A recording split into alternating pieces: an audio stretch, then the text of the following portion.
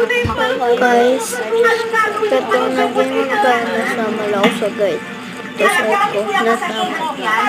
Nalilinaw lang na akin kung hindi niyo makita guys.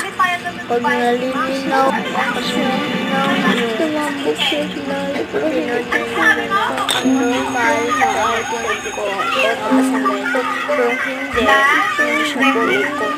Hindi ba akong gumalaw yung kuwan.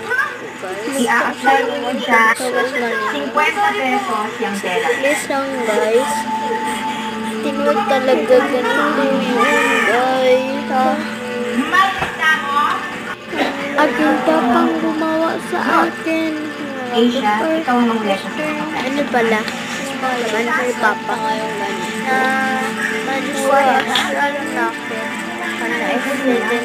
Bye-bye. 50 pesos tong klaseng telang to. Pinatungan na naman tayo ng Fortuna.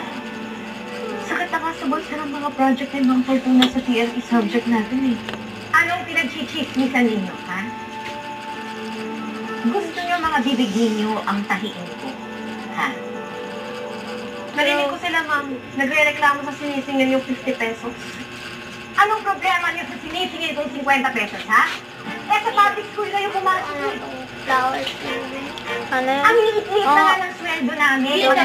Dito. Ano gusto niyo? Mama. Project niyo? Oh. Sana sa private kayo nag-enroll.